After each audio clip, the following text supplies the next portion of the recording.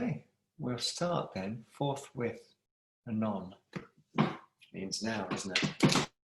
We're going to start by kneeling, if kneeling's okay for you. You can choose a different position if kneeling's not okay, or you can perhaps make kneeling better for you by putting a block between the heels and buttocks, thus. Okay, so this is Vajrasana. Please do feel free if there are problems or if you have a problem with your knees to sit differently. I'm just suggesting kneeling. You could sit cross-legged. You could sit in Virasana, for example, on a stack of blocks. We've got one hand on top of the other, palms up. Breathing through the nose if you can. And I often find myself moving on the shins. I'm doing it now, side to side, because of course there are muscles in the shins that you're massaging as you move. There are muscles in the calves that you're massaging as you move. There are muscles in the buttocks that you're massaging. I go on, right? The psoas gets massaged, the lower back gets massaged. So for people just arriving, welcome, and we're sitting, hey, good to see you. We're sitting kneeling if that's suitable for you, but it's totally fine to sit in a different seated position, even in the chair. All we want is an upright spine at the moment. So I've suggested kneeling, but it's fine to sit differently or to make kneeling better for yourself by putting a block between the heels and buttocks, for example, or by putting something into the back of the knees also can help. And we've discussed massaging, moving side to side, massaging the anterior tibialis, the gastrocnemius, the soleus, the vastus muscles, the rectus muscle, muscles of the abdominal region, the lower back muscles.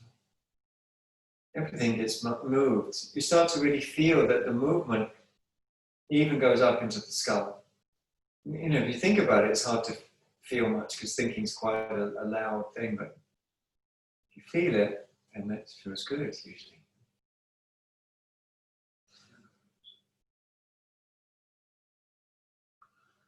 We're going to plant very simple Om, Bija mantra. So planting or placement is called Nyasa in Sanskrit.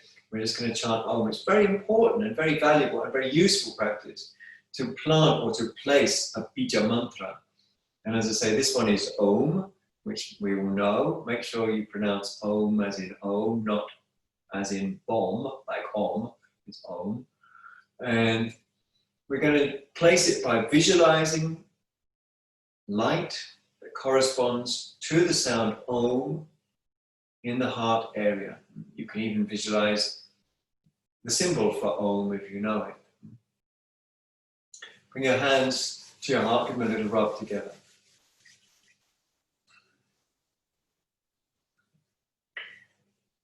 Try not to overthink anything. Just let the body happen. They can rub together as long as they want. Could be the whole class if you wanted. But then when they come to rest, they come to rest.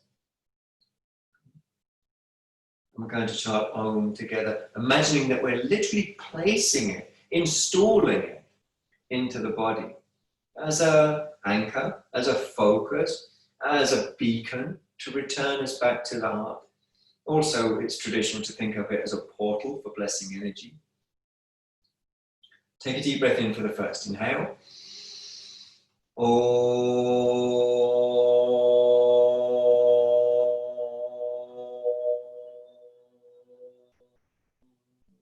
Two more in the heart.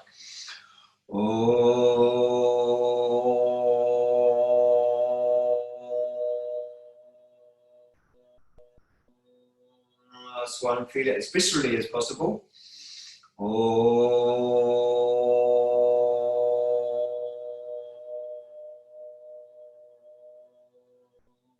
And at the end of that, take a deep breath.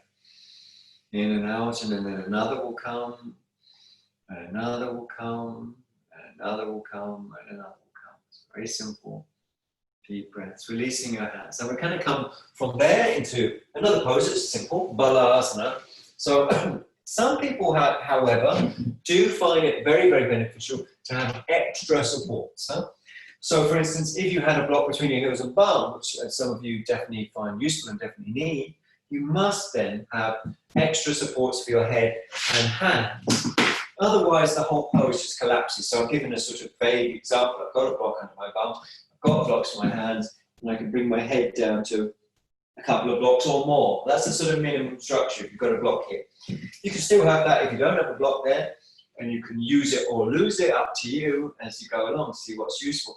But drop the groins as you come forwards, which is a meditation. So if you know that the blocks aren't very, very helpful to you, well then that's fine, you don't have to use them.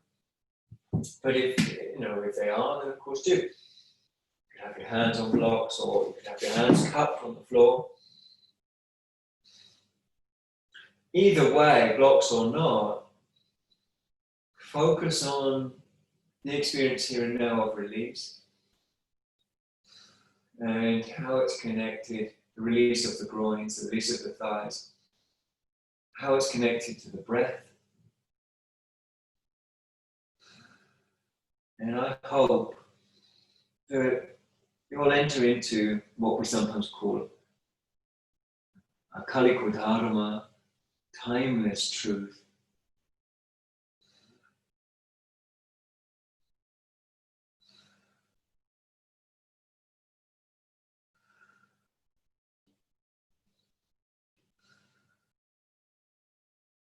So Balasana, the child's pose.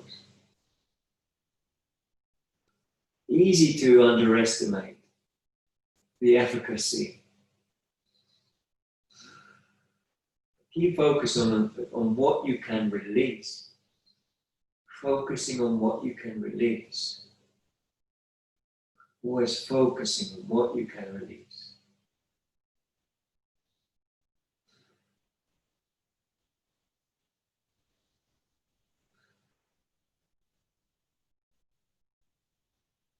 Okay, we'll come up with the same, I hope you find enjoyable focus on the groins, settling the groins, releasing. And we're going to come straight down onto our backs, but with a head support.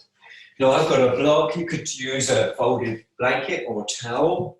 I've told you before that I'm a big fan of towels, not just for their wonderful utility in drying yourself after a bath, shower, swimming or other, but for their benefit in yoga. They're great. Anyway, block or towel laying on your back, tuck the buttocks under, hands on your upper chest, take a breath or two there.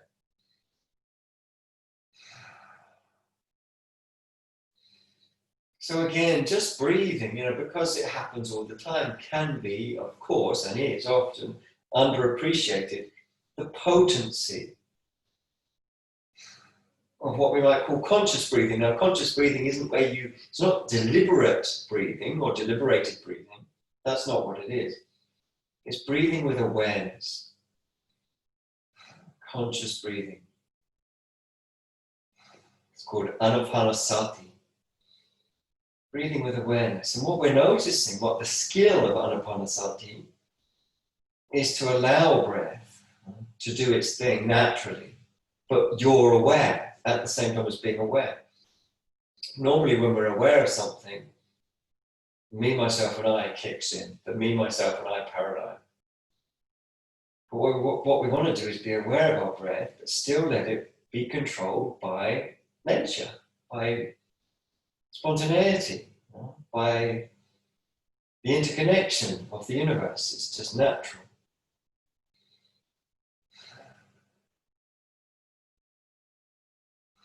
It's a surprisingly effective practice. Because what you're doing is doing what is at the heart of Sankhya Yoga. You're isolating, kaivalyam in Sanskrit means to isolate. This that belongs to everything from this still point in the center. This body breath, this body sensation, these mind sensations. And you're doing that by allowing nature to go back to herself, as it were. Doing that through the breath. Letting the breath be. Now, while still letting the breath be, let's raise up a leg and dorsi and plantar flex your raised leg foot. And of course, that's exercising through stretch and contraction the obvious muscles on the front and back of the lower limb, but then further up too. And of course, you know, one should be free to be intuitive. One should be free to be intuitive. So other things, apart from what yoga teachers say, may well come in, like moving your foot, say, through half circles or moving the entire leg. Now, when you're ready, turn the heel in and toes out, and then cross that leg over the other. Push just beyond your ankle. Just push beyond your ankle. And then lift the foot that's on the floor off the floor. Plunge through the gap. Interlace your fingers through, or round rather, the far shin or back thigh if you can't reach it. And then it's a bit of rolling about, usually.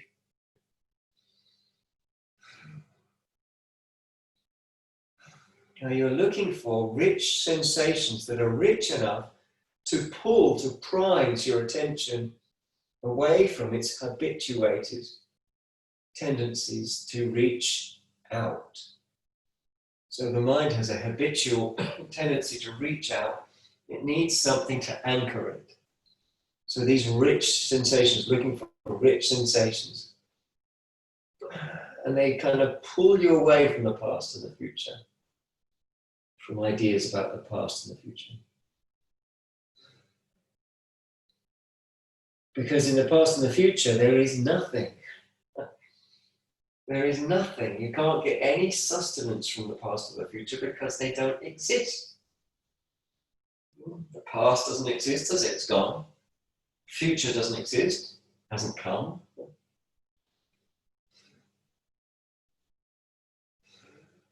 So the richness, if you like, the food you need is now, is in this moment.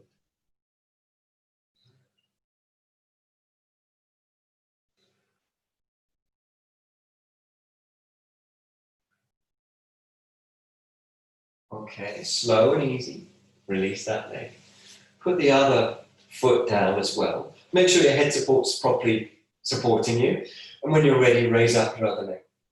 Again, a little dorsiplantar, dorsiplantar, dorsiplantar flexion, perhaps half circles, perhaps other movements like the entire leg moving left or right. If we are clear about the purpose of yoga, then we'll understand how to practice it, whether we're talking with a friend, or whether we're moving our body, or whether we're watching a sunset. It will be the same.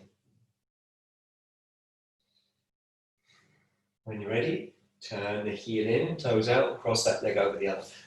Push beyond the outer ankle. And when ready to do so, lift the foot that's on the floor off the floor. Plunge your way through, interlace around your far shin if you can get it, but it's fine to go behind the thigh.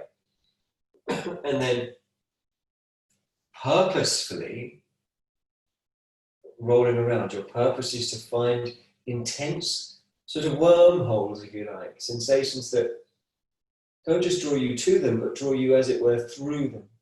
They become a portal. And they draw you to the goddess. This is a term that is used traditionally, the Devi. But all it means is the substratum, the sort of undercurrent, the wave underneath the particle. Right? We know that a wave, energy exists as a wave, as pure potential, without any particular location in space or time, until it's drawn to become a particle for a moment. And then it can easily collapse back into a wave.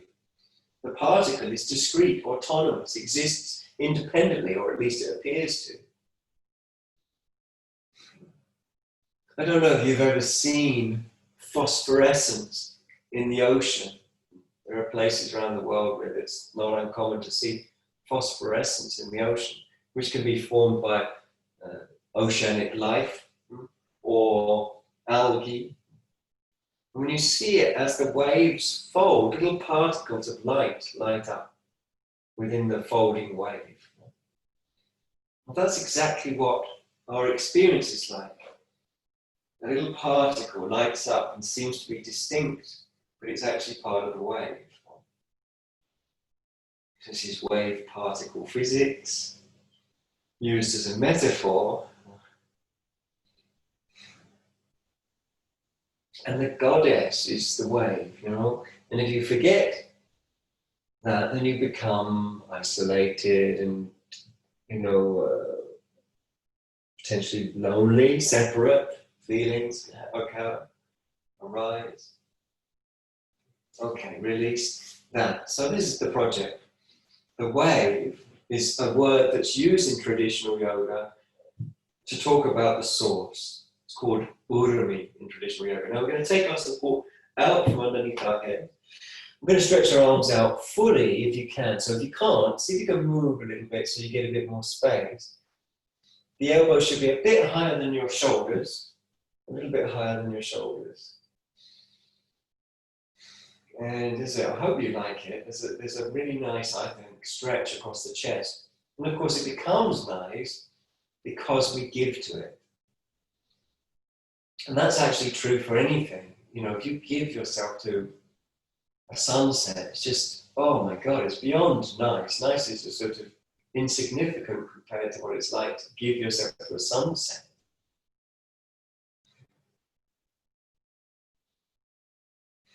Or give yourself to anything.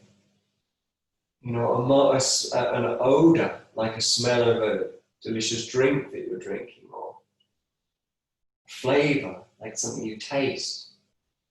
It's total, it's complete. Now we're going to allow a little bend in the elbows. It doesn't have to be much, and the elbows should be higher than the shoulders, remember that? So double check that. It should be higher than the shoulders. If you're really tight in the shoulders, it will show up in the wrists that will lift up off the floor quite a lot. So the part of the wrist near the floor. If it lifts up a lot, extend your elbows more. If it doesn't, don't worry about it. Now, two choices for this. We're going to lift up our feet. Choice number one, don't do it yet, is where you draw your thighs so close to the back of the pelvis that the back pelvis lifts, and then you scoot the pelvis in the opposite direction to the direction your legs are going to land. And the other option is to do the same thing, but without the scooting. The legs just go down to one side. Most people feel more comfortable with the scooting action, but one or two people do feel more comfortable the other way. So you'll find out as you go along. So flex your hips when you're ready, scoot your pelvis, and then bring your legs down. And if that didn't feel or doesn't feel comfortable anywhere, come up and try it without the scooting. Breathe deep, look up at the ceiling. This, of course, is Jatara Paravatasana. And I recommend several actions, you could call them. Drawing the belly in, pulling the chest forwards. But it's an investigative feeling.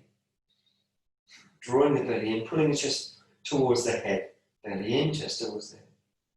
But it's an investigative action. You're sort of experimenting with it. Okay, come back to center. Land your feet, tuck the buttocks, tuck the shoulder blades, maybe adjust the head too, maybe adjust the arms. Take some deep breaths. 2, 3, 4, 5, or 6 or more, and then flex up the hips again when you're ready. If you're going to do the scooting bit, go ahead. Top leg on top of the bottom leg, and breathing the back arm down. Thing is, you know, some people do feel or do get sacroiliac problems. That's the problems with the joint, the sacrum, and the ilium, the bone around it that it connects to. And for half of those people, the scooting action sorts it out. And for the other half, avoiding the scooting sorts it out. So that's just for your reference if that ever occurs. Just try the other one to the one you're doing. Keep your belly drawn in, breathe your back arm back down. Keep your jaw free from tension. And perhaps you could let go of some tension in the neck. And then the chin will descend towards the chest a little. Well done. Calmly come up. Quite a big stretch. Come back to center. Take a breath or two or three. Flex up your hips. Lift up your feet. Lift up your head, and we're going to reach round the outside of our feet, take hold of the little toe side of the feet, and then a little bit more play to whatever extent is effective. So we don't just play because we play, you know, we're not just doing what we do tonight because we did it last week. We keep an open mind. It may be that you find pushing one leg down, you know, and then rolling to the other side, pushing the other leg down. So it comes down to the outside of the ribs with the sole of the foot facing up. You might find benefit in that. But you might not, and that's okay too. So just playing in any way that's beneficial.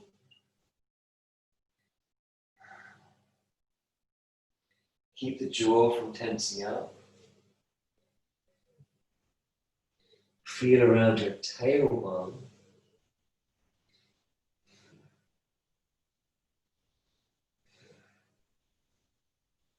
Expressive breaths.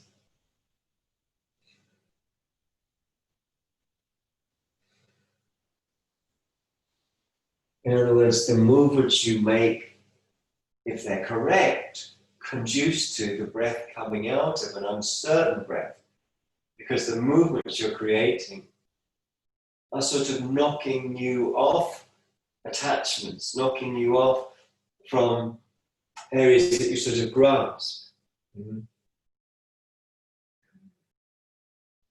And putting you into the present where there's real information. So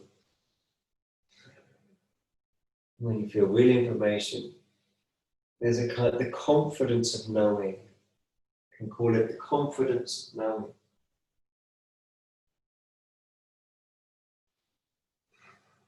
Okay. If you're ready to release, but you might want to play it out a little longer. But if you're ready, or when you're ready, bring your feet back down and take a breath or two. Now you might need to roll over to retrieve a belt. Roll over and come up from the side if it's not nearby, or some other form of strap. Could be a dressing gown belt, or a yoga belt, or a tie, perhaps from your old school, your old school tie, perhaps from Eton, where you might have gone to Eton and had a posh tie. Anyway, raise up one leg. Actually, I know one person who went to Eton. It's very nice, actually. Charlie, very nice. Extend your leg up into the belt, and move your foot against the belt, and potentially also the belt against the foot, but not just for the sake of it. Intuitively, investigatively, and every day is new. We're not trying to repeat, we're not trying to fit in. We're simply looking at what's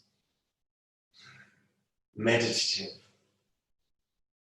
Sometimes that's movement, sometimes that's not. Sometimes that's rapid, sometimes it's slow. Sometimes it's drifting.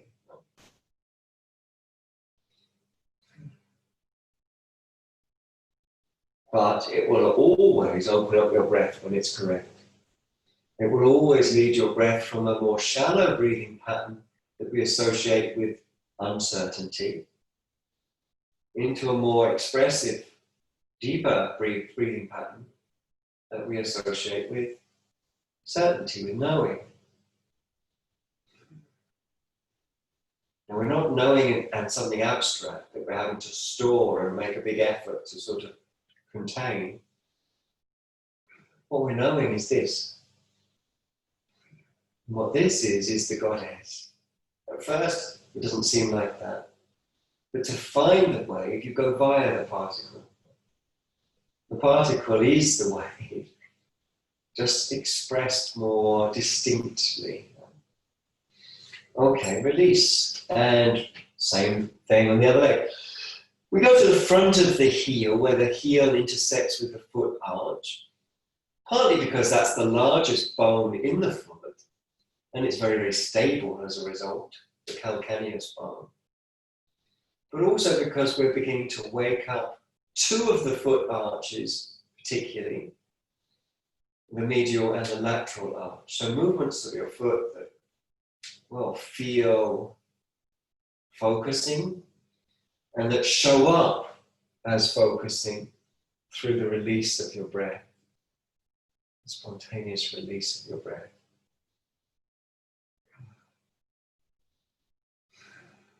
It's not daydreaming that we're looking for, and it's not a sort of grasping kind of focus.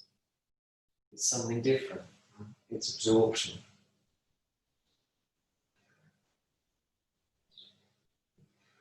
Okay, well done. And bring that leg down when you're ready. Pop your hands underneath your head. Hands only, you don't need a block under there. And interlaced fingers, deep breath. Take a few deep breaths. Again, let's not underestimate the efficacy of taking deep breaths in terms of our anatomy, in terms of our nerves. It's powerful. It's a powerful thing to allow deep breaths. So a few deep breaths coming and going. Neck relaxed. Lumbar relaxed. Flex up your feet. Lift up your feet. Lift up your head. Lower back's really close to the floor. I hope you can feel that intimacy. Breathe into that. Keep the jaw soft. We're going to take opposite knee to opposite elbow a few times, but really listen to the body. A few times, but really listen to the body. So as you move one side to the other, the knee can move towards the elbow as well as the elbow towards the knee. But an area we could easily miss that's benefiting from this, of course, is the back. As we move, the back is pressed into the floor. Breathe into that. A couple more if you can. Sure, it's fine to rest otherwise. A couple more if you can. And then return to center and head down, feet down. Everyone takes a deep breath, followed by another deep breath, followed by another deep breath. Now we're going to keep our hands under our head. We're going to keep our heels close to our bums. We're going to draw the belly into a wave. So a wave drops behind and lifts in front. So the dropping behind is the belly drawn in. The lifting in front is the chest opening up. And it's a natural feeling to go from belly in, chest up, to then lifting the pelvis. It's almost like the third part of the wave. And as the pelvis lifts up, let it drift left and right. You might project a knee forwards, or tilt one side of the pelvis, or even bounce the pelvis, or sway it. Swaying, bouncing, tilting, swooping. Those are the actions that might come individually or mix together. And their purpose is absorption. The purpose of those actions. To absorb into the goddess, which is a word that's used to describe the intimacy with the field or the wave, that all particles are actually fundamentally that.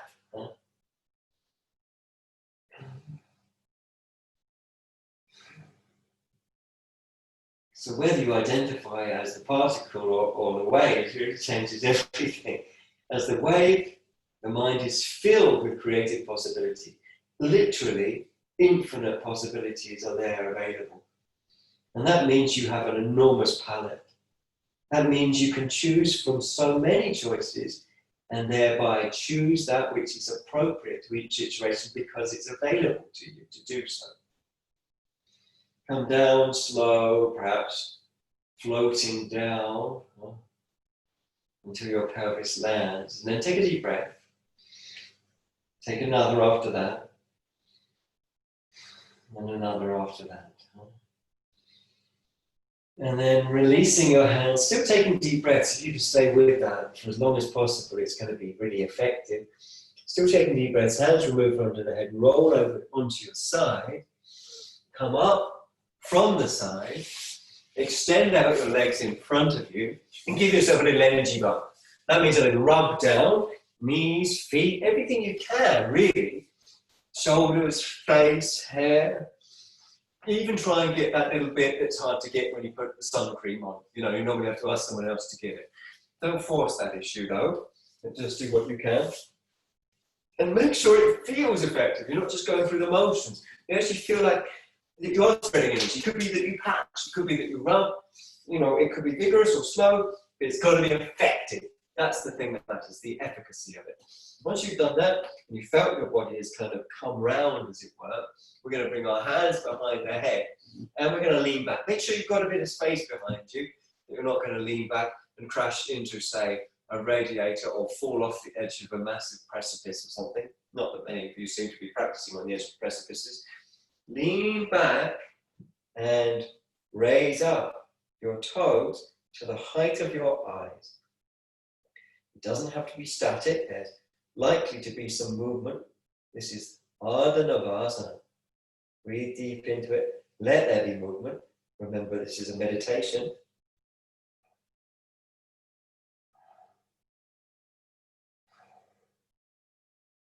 Good, okay. Bend your knees, hug your legs. Bend your knees, hug your legs. Go light in the lumbar. So you wrap your arms around your legs and you go light in the lumbar. And one way you might do that is to move side to side. So that's one way that you might, so it's not, we're not moving side to side for no reason. We're moving side to side to go light in the lumbar. So that conditions the way that we do move side to side. If it's to help us feel more lightness in the lumbar, we'll do it in a particular way that conduces to that feeling of lightness. A couple more deep breaths like that. Okay, extend the legs out again. Now, seeing as you clearly and thoroughly enjoyed that, I can tell you thoroughly enjoyed that, you're smiling from ear to ear, every single one of you, then we're going to do not that again, but the full boat pose now.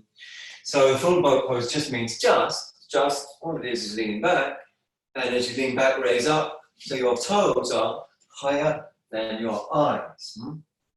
Like this. What a happy moment it is. And the arms stretch forwards. It is okay to do it with bent knees. That's okay. It's fine. I love you, no matter what you do. So, you know, the point is that you should, the most important part of this class is that you feel loved. that you are loved. Because you are.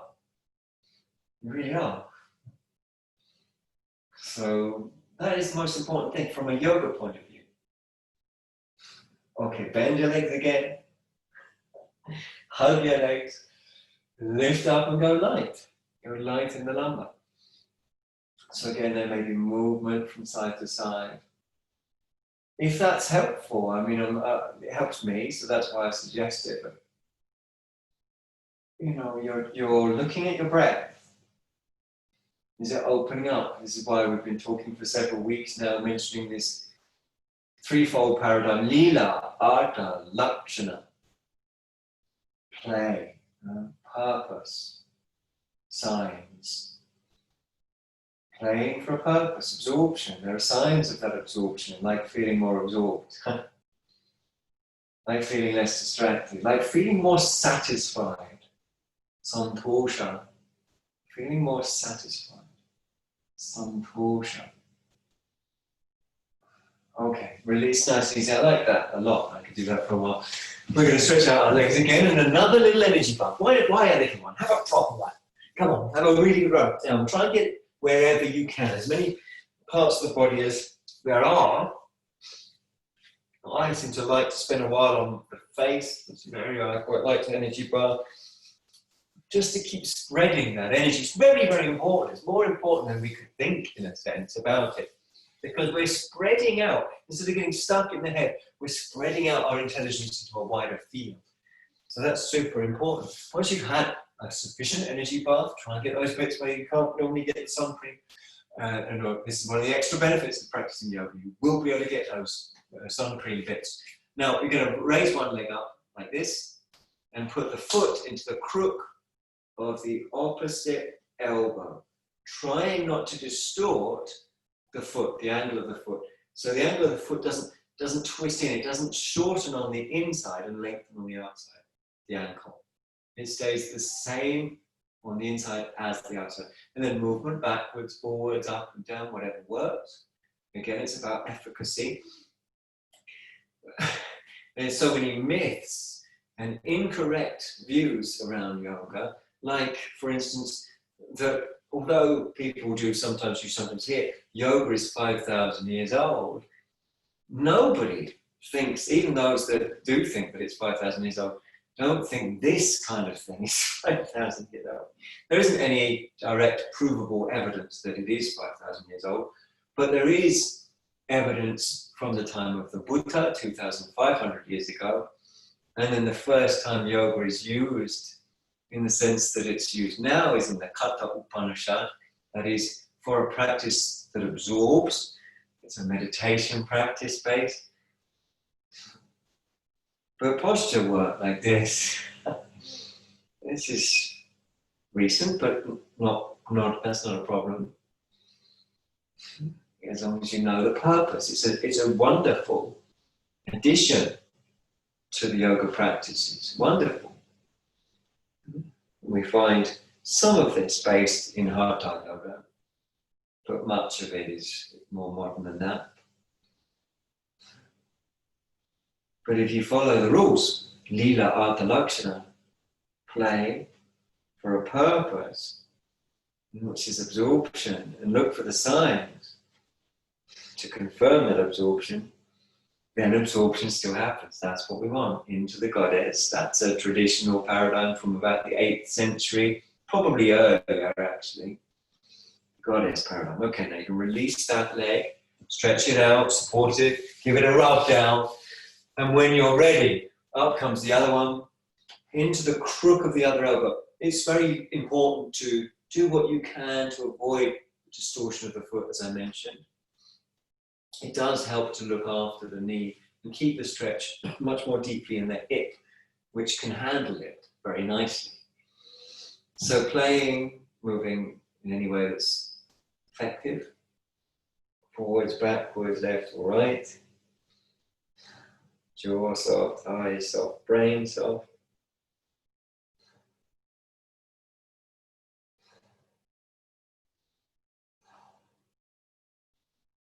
You're looking for the signs. If the breath goes shallow, that's a sign that it's not going right. But you're daydreaming, or if you're going to doubt, am I doing the right thing? Clearly not. Because when you're doing the right thing, doubt disappears. That's how you know you're doing the right thing. Not because a teacher tells you, but because doubt disappears. Jaw passive, breathing deep.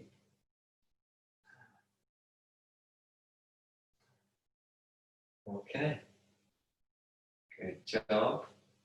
You can release if you're ready to. It's fine to stay a little longer if you want. And we're going to come onto our hands and knees when ready.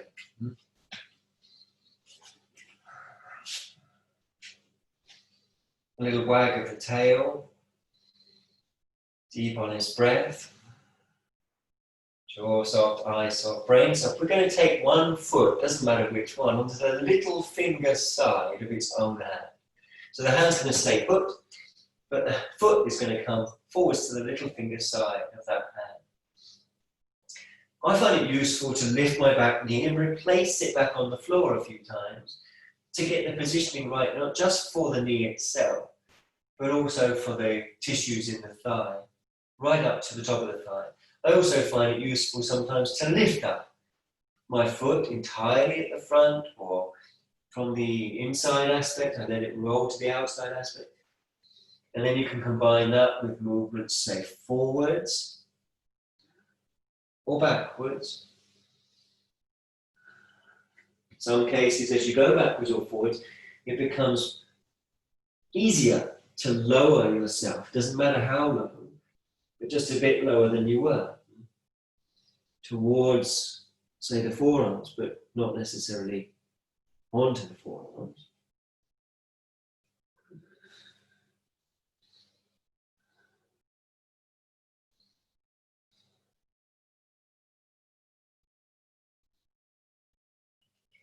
Don't forget the breath part. Without the breath, we can easily get caught in a habit paradigm, a samskara. We can easily just drift off. We need all our energy to come together to be able to escape the gravitational pull of the illusion of separation and to pull up beyond the Earth's atmosphere, as it were, to look back down and to see the Earth. The metaphor is the Earth as a whole, rather than this thing or that thing. So that means you need all your energies here. Okay, back to hands and knees. Well done. Take a deep breath. Wag your tail a little. Take a few deep breaths. Keep your jaw soft. If you're ready, same thing. The other foot onto the little finger side of the other hand. Good job. Again, if you, like me, find it useful to lift and readjust the position of the lower leg knee, then do that as many times as is useful to you. Plus, there's the possibility you find, like I do, that if I lift the front part of my foot up, I find that quite useful. And then let it come down again. Plus, if I combine that with moving forwards or backwards, so all those things can be combined together. The lifting of the knee, the moving backwards and forwards, the replacement of the foot in different positions, including rolling out to the little toe side.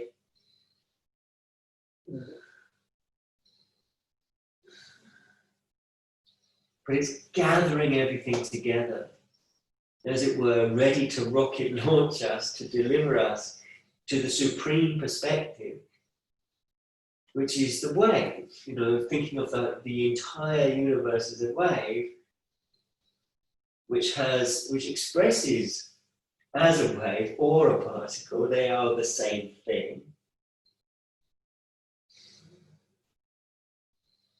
And so you get back to the wave through the particle. In other words, making it more simple, more layman's terms, feel your sensations as you play. Look for rich sensations and breathe into them until a sense of the interdependence of everything begins to show itself through our levels of absorption increasing, because we're no longer grasping, we're more surrendering.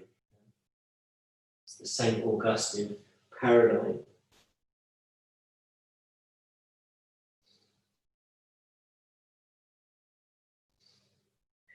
Well done, everyone. Come out slow and easy if you're ready to. Take a breath or two. Bit of tail wagging, why wouldn't you? Treat yourself. And then this time we're going to take one foot into the place of its own hand. So the hand will have to move out of the way as the foot comes forwards. But like before, you might well find utility in lifting the back knee, stretching the leg back, perhaps lifting and landing it a few times. A variety of stretches can be played with. For my money, it's really fundamentally about the stretch in the inner groin, which you can feel more of if you come up onto your thigh with your hands. You could do that if you wanted to. Jaw staying soft. If your back knee is uncomfortable on the floor, well, there's a couple of things. Obviously, you can put more padding, but what I find supremely effective is an upward release. So raise your arms and then imagine and feel the inner groin of the back leg upwardly release. It's a sort of meditation. An upward release.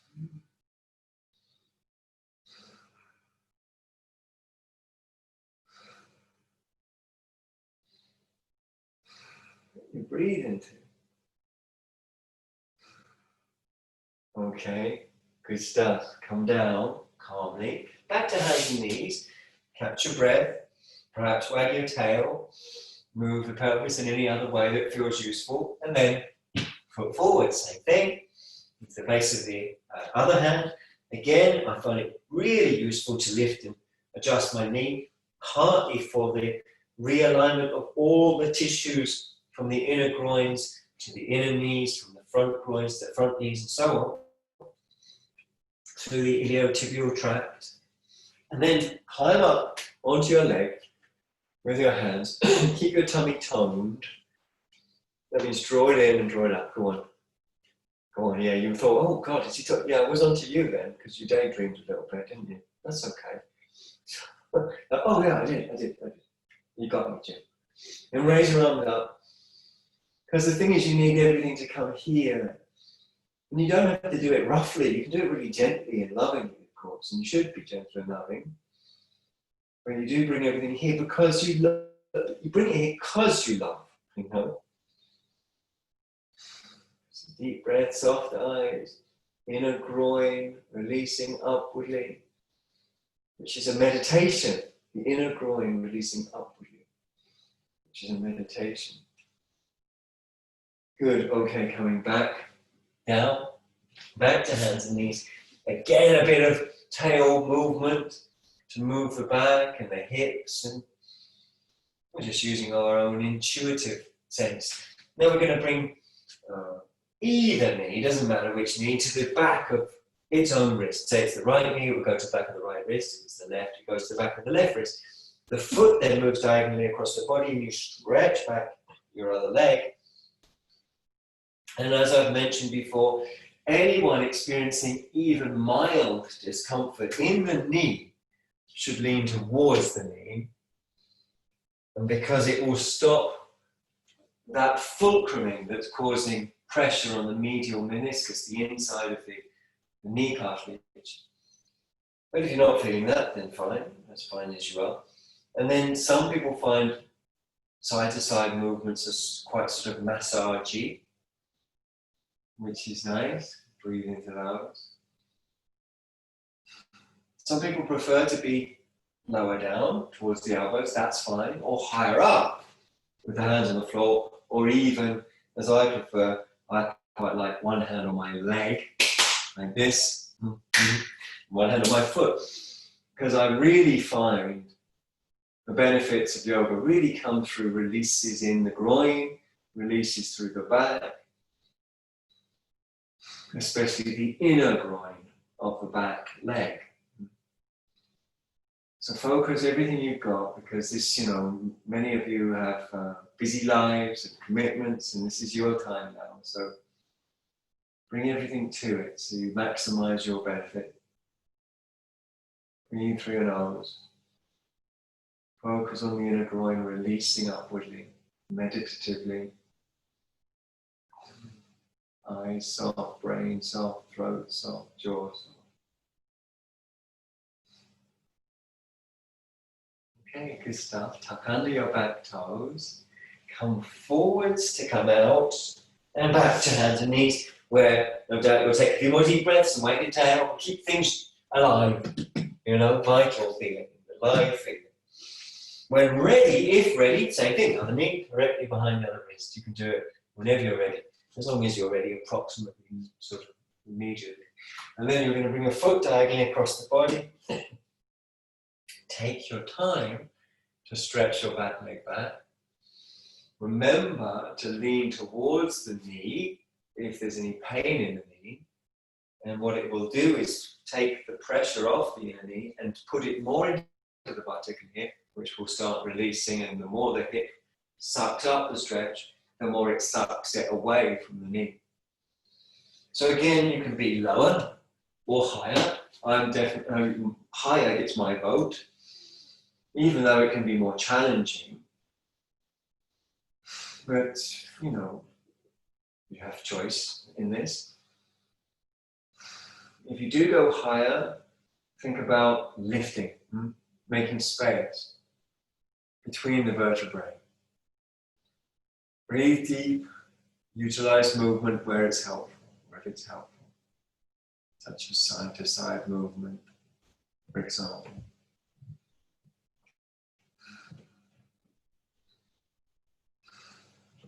So, of course, we know this is Ekapada Rajakapotasana.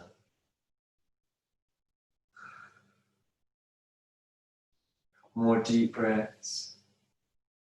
Could you get a bit more separation between the discs? Spinal discs, could you take more weight off the spinal discs? Pulling the vertebral bodies away from each other.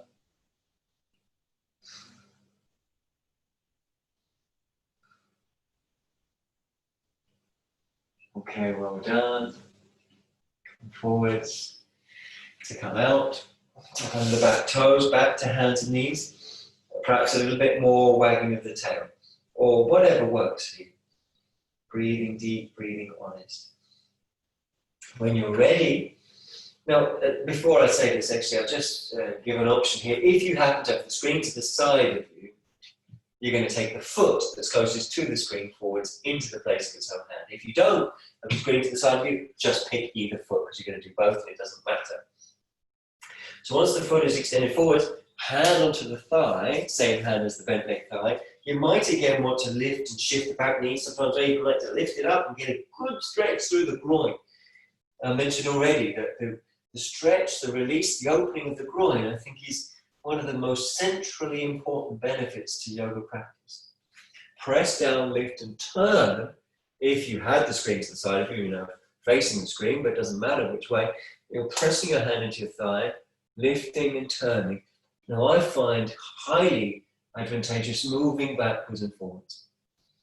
Right? Advantageous to what? Well, to turning the guts, the intestines, little by little. And I'm such a big advocate of multiple small movements. Prefer that, I think, and it's much more effective than trying to do a few bigger movements, is to do many, many, many, many small movements round. Okay, so keep on the project, many, many small movements round. And I know some of you have a belly full of lasagna, vegetarian lasagna that you've made earlier, but still, if you work slow, then the hands could come to prayer, but they don't have to. Many people do benefit from not bringing the hands to prayer and just continuing the little movements, sort of inviting more of the body into the posture. So that's an option, hands in prayer or continued movements.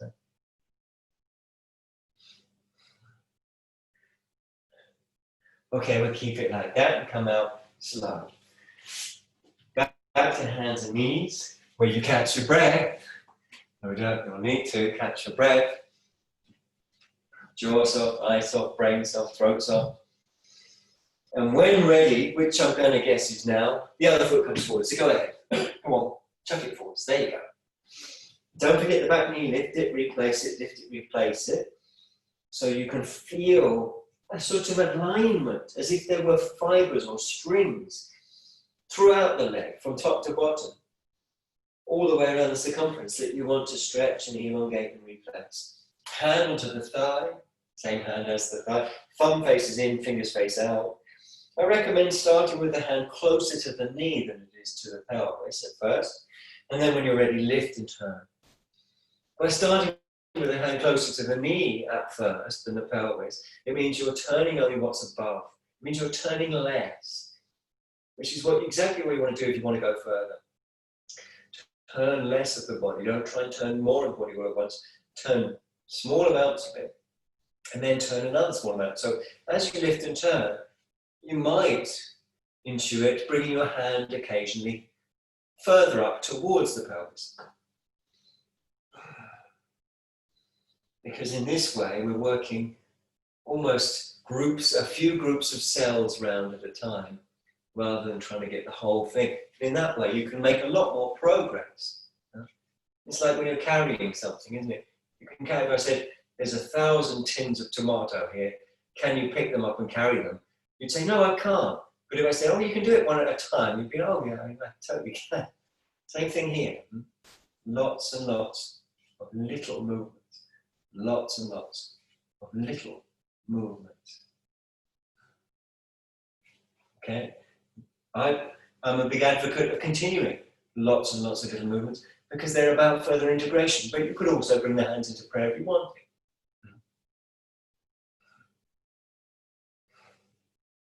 Deep breath. Several deep breaths. Okay, well done everyone. Come out nice and easy. Back to your hands and knees. Perhaps there's some tail wagging. Certainly going to be some deep breathing, I should think. And take a few more deep breaths just where you are. Up into Adho Mukha Svanasana, down face dog, whenever you're ready. I'd love it if you were ready now, love. That would be great. So come up into Adho Mukha Svanasana, down face dog, as soon as you're ready. How far are the hands and feet? Well, there's so many possibilities that would be valid. But the one thing that remains the same is that whatever distance the left hand is from the side of the mat, the right hand should be the same distance as that. Whatever it is, it doesn't matter so much. Same for the feet. Whatever distance the right foot is from the side of the mat, the left foot should be the same as that. Pad your paws to really plant them so it feels like the cells of your palms are merging, melting into, forming a sort of empathic shape with the cells or the particles that form the mat itself. So this is sort of an atomic bond almost that we're creating. It feels like we're padding the paws and creating this atomic bond, and that's the intention. So move in ways that are helpful to that project. Okay, well done. Come down to hands and knees, and then down all the way to your tummy. All the way down to your tummy. Come on, down you come. That's it. Down to your tummy. You're going to stay up on your elbows, forearms and wrists, and you're going to stretch your tummy by creating a little traction on the mat. So you've got your elbows shoulder width apart, moving left and right with a backwards action on the forearms against the traction of the mat. Means that as you go left, as you go right, you can really stretch. If you bring your head, as it were, to the right, you can really stretch the left side of your abdomen. So play and breathe and stretch and incorporate as much of the body as you possibly can. Okay, so this is a wonderful stretch. It's proven to be effective in many cases of problematic backs. Something as simple as this: moving, stretching, elongating. Moving, stretching, elongating. Good, okay, from there, stretch your legs and bring them closer. Then bring your head closer to the floor but not down. Bring your hands behind your head, very light, and then lift your head a little. Lift the legs a little, not much. Breathe into your back. Keep the jaw soft. Keep the neck from tensing. So that's as much about attitude as it is anything else.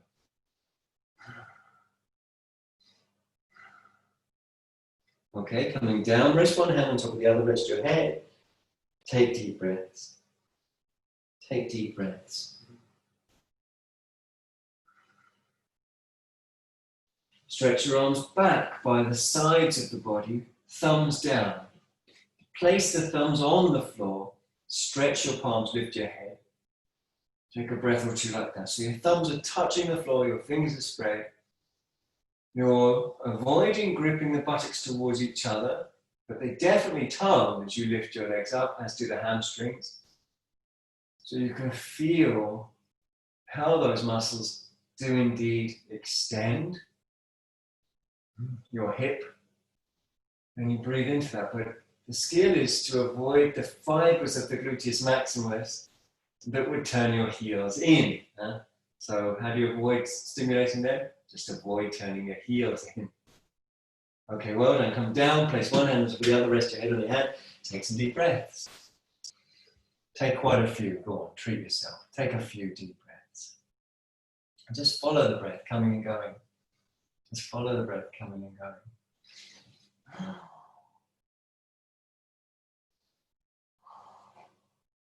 Tuck under the toes again. Come up to the forearms. Stretch the tummy again. Really stretch it. Really stretch the tummy. As much as you possibly can. Keep drawing the belly in, pulling the chest forwards, elongating the tummy. And keep going for that, elongating the tummy. Breath deep. Now we're going to see if we can take hold of a leg. If you can't hold the leg or the shin, you go for the ankle. If not the ankle, the foot. And sometimes it's worth just doing this exercise, as it were, one leg at a time. So you hold this leg for a while and then you let it go in a minute and you'll hold the other. Or if you know you can hold both at the same time, that's great too. So you take a few breaths. Useful to get some extension. So sometimes I lift and just see if I can get the belly to extend a little further forwards before I lift. Maximally, I lift a little to get the belly to extend forwards. Because it helps tremendously if you then lift further. So if you want, you can lift your feet and chest, but you don't have to. Highly recommend that you're super calm when you're doing this. I know it's easier said than done. Shoulder blades go deep into the back ribs, chest opens up. It's a meditation, which means there should be a strong feeling of giving. Okay, come down nice and easy, one hand on top of the other, rest your head on your hands, and take deep breaths. So in the Mahayana Buddhist tradition, of course, there is a tradition of paramita, which is perfections, the paramitas, the perfections. And often cited as foremost amongst the paramitas is generosity, is giving. So you can embody that now. And what's great about giving is the goddess accepts whatever you've got as an equal gift. So if you've got tightness, give that. You've got weight, give that. You know, if you've got deep breathing, you give that. You know, it really works. Now come up again, onto your elbows, forearms and wrists. Don't forget you can do, it's the same pose, you can do it with one leg at a time or both together. For most people, it's already been more than enough. And yogis are people that don't look for more than they need. They look for what they need, and they're happy with that, what they need, not more than what they need. But if you got quite a bendy back, you, instead of holding the outer leg, you can hold the inner leg, with the palm facing out, as it were, little finger down, thumb up on the top of the step. So either way, holding through the inside of the leg or the outside of the leg, really calm. Don't think it's better yoga to do more. Really great yogis, like my first sort of guru, called Dudh Baba, who sadly died a few years back. Dudh Baba, you know, he was doing sort of less and less, more of a quiet life, you know. So raise up when you're ready, whichever version. Breathe deep. If you're holding the inside of the legs, you're doing that version, you actually lean back more towards the legs. And then your chest will come higher. And you breathe into that, of course.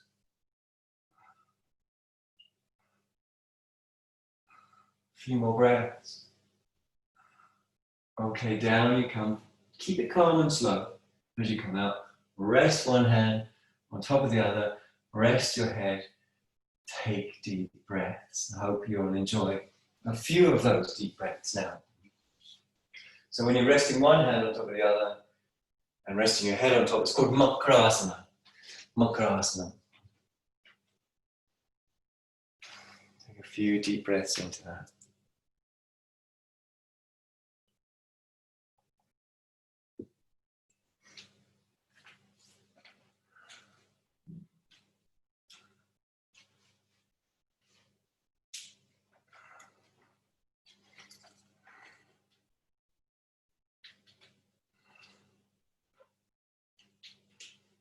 Right, okay.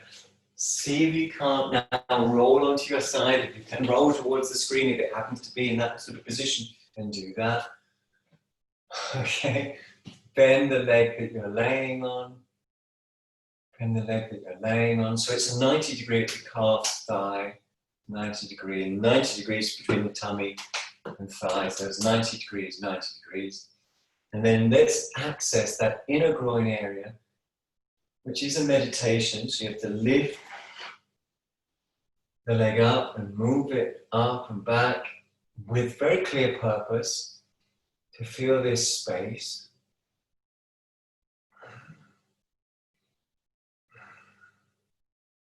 Breathing through your nose. And then the purpose here is to bring the foot back down with the space that you found still intact. So sometimes it means the leg lands and lifts again to reclaim the space that it might have lost. So a few of those. And then stay focused. If the leg's landed and you've got that space in the groin, suck in that tummy, push down, lift, turn, elbows, forearms, wrists, eyes soft, jaw soft. See if you can suck in the tummy and pull forwards and round. Suck in the tummy, pull forwards and round. Suck in the tummy, pull forwards and round. Just as we did earlier when we emphasized the benefit of lots of small movements multiplying together. Like that scenario where I said, can you lift up the 1,000 tin tomato cans? And no, I can't. Well, I didn't say you couldn't pick them up one at a time. You know? So going further like this is accomplished through many regular steps. Top leg on top of the bottom leg, curl up from the side, down, and then back down again, nice and calm. Bend the leg you're laying on, extend the other. Look for those 90-degree angles. Have a look now. Calf, thigh, you got it? Yep. And thigh coming, got that? Yep. Inner groin stretch, so lift the leg. Breathe deep, focus on maximizing that sense of space. And you might gain it more by lifting up or drifting back. Eventually, with that sense of space intact, the foot will land again. Suck in the tummy once you've got it. Maybe you haven't got it yet, that's fine. I'm just saying when you have. There's no rush at all. In fact, yoga is deliberately timeless. Suck in the tummy, lift and turn if you're ready. Elbows, forearms, wrists. Down on the floor. Jaw soft. Movements that are helpful, such as side to side or forwards and backwards.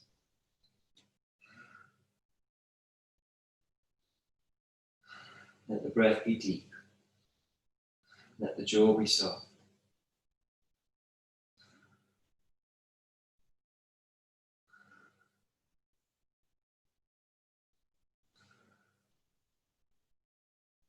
Top leg on top of the bottom leg.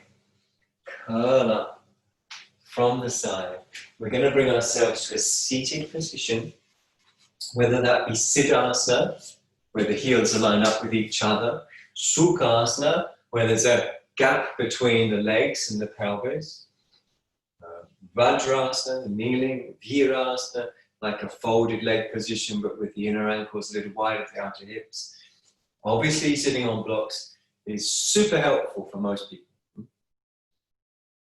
And we sit as tall as we can. So pick the pose that's most sort of grounded and elevated at the same time for you. So for me, that is Siddhasana, because the base is very broad in Siddhasana. That's the pose where the heels are lined up with the midline of the body and with each other.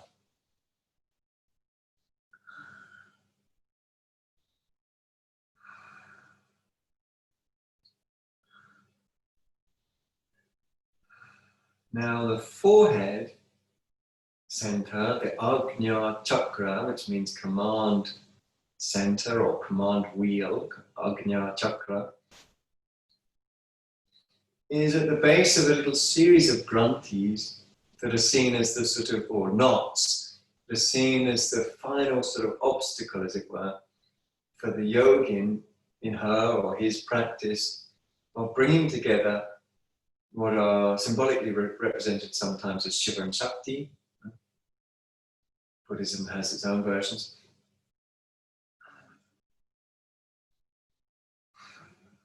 Through this rising up of the goddess, of Shakti, and then through these little knots, starting with the Ajna Chakra at the forehead center, then immediately above it, there's called the Ardha Chandra. It's like a little half moon. It's symbolized as a half moon. You don't obviously literally have a half moon inside your head. And then just above that, still quite low, you have the Nirodhika. Now the Nirodhika is, translates as the impeder, because above this line of the Nirodhika, it's very difficult to feel. This is the area that was very difficult to feel. So this is the area we want to push the mantra when we practice it through these Ajna, then Ardha Chandra, and then this, the blocker, Nirodhika, the impeder or the blocker. You can get through that, then the energy just rises up, Shakti rising up, as it were, meeting Shiva. They blend together, which they've always been blended anyway. And the inside-outside paradigm breaks down. Okay? Just thought I'd mention that. It might sound like what's a load of weird hippie nonsense, but you know what? In experience, it really does equate to an experience that many people, and some of you, I'm sure, will have. So we're going to use the Bija mantra Haum, H-A-U-M, which is the tantric version of Om, for reasons we won't have time to talk about. Haum. But we're not going to make that last, what looks like an M, which is actually, it's less confusing if you see it in the Indian script Devanagari, because it's just a dot in Devanagari. When we write it as an M with a dot underneath it, thinking, and then we read it and think, oh, that must be a labial, must be ma. But actually, it's sometimes a labial, ma, but it's always a nasal, which could be ma, or na, or na, or nya, or no. Various nasals that you can make. Huh? And then the pure nasal, which is just okay? Like in the French word bon. See, it goes at the end. It's just you resonate the sound in your nasal cavity. And it's that nasalization that can be used as an unblocker to push through these Ajna, and then the half moon, the Ajatandra, and then finally just immediately above it, the blocker. So you use them as it's called a sound needle, the intensity of the nasalization. So we're going to do a few rounds.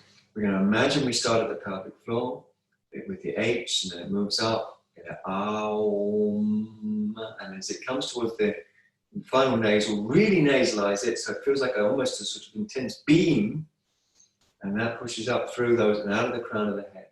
Okay. Let's take a deep breath in for the first one. Inhale.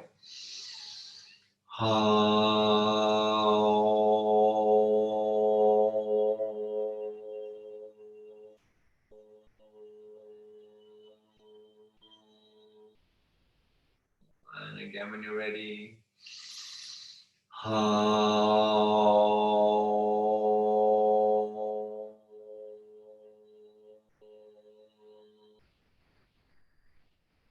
Really try and visualize it. Next one.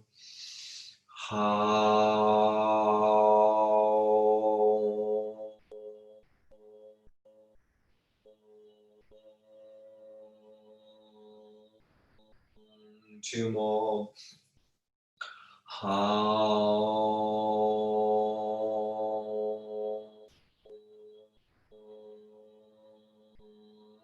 Really feel the sounds from low to high, low in the body to high in the body.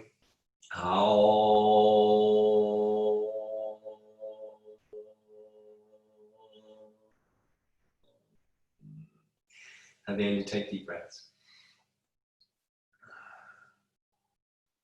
Now, traditionally, of course, it wouldn't be 5 times, but many times, 108 or more. And you just keep going with that. All day long, sometimes. Just keep going with that. And then you experience what's sometimes described quite popularly now as unity consciousness, where Shakti represents the manifest, the phenomenological, the universe that we see and hear and smell and taste and cognize, and that aspect of the universe. And Shiva represents the wave, the urmi, the ground from which these particles express, like the little dots of phosphorescence in a breaking wave in the tropics that maybe you've seen.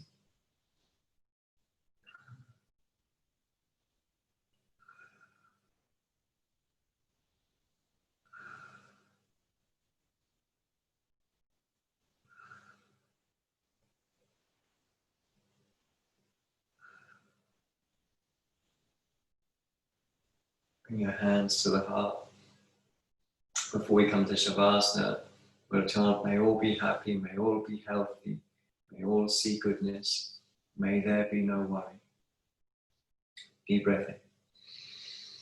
May all be happy. May all be healthy. May all see goodness. May there be no worry. Now Om together. Om.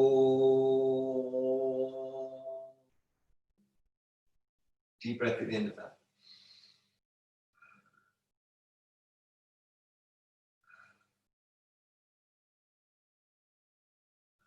It's all about the breath. That's your way back. That's your act of devotion. Allowing the breath. Release your hands if you're ready to. You can carry on sitting if you want, or you can lay down on your back. Either way, we're coming to our last couple of minutes of the class. You can take it sitting, or you can take it laying down. If you're laying down, as for Shavasana, make sure you're sufficiently insulated.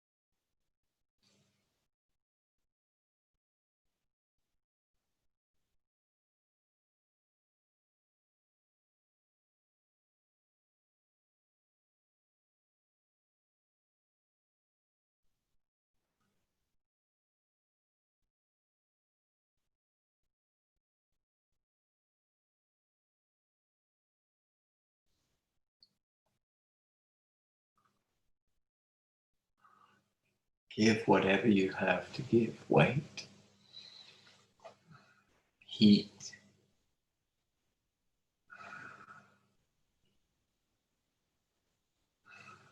thought, longing, whatever you've got to give that.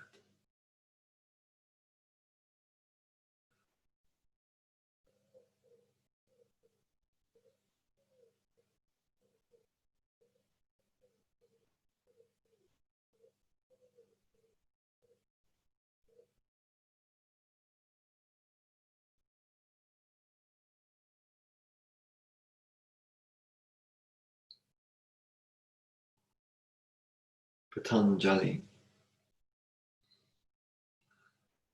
Pada 2, verse 20. The self is boundless. It is the pure consciousness that illumines the contents of the mind.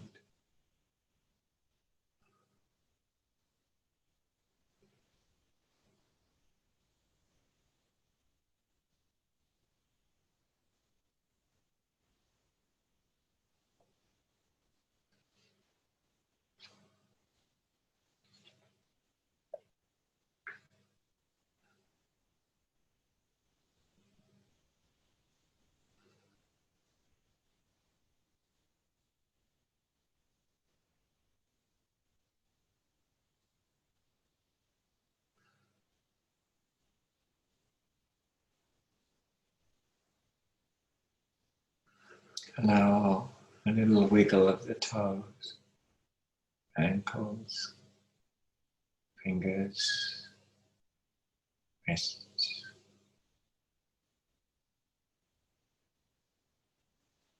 And bend up your legs if you're on your back. Otherwise, bring your hands to your heart in prayer if you're sitting. Otherwise, bend up your legs if you're on your back. Tuck under your buttocks. Take a few deep breaths. Let the lower back release into the breath.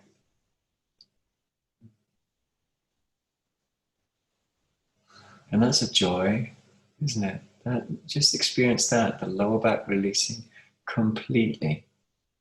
What does it feel like? Complete, total release, entire release. Rolling onto your left if you're ready, or when you're ready.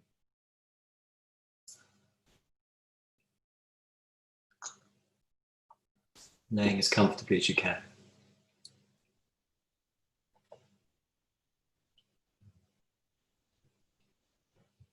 Then onto your right.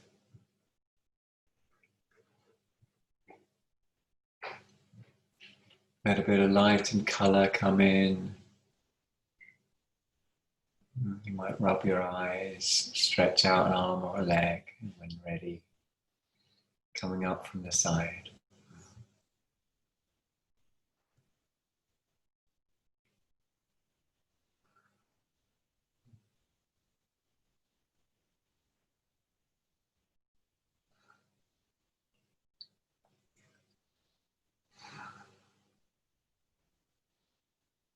May the merit gained in our acting thus go to the alleviation of the suffering of all beings. May all be happy, may all be healthy, may all see goodness, may there be no worry. Om.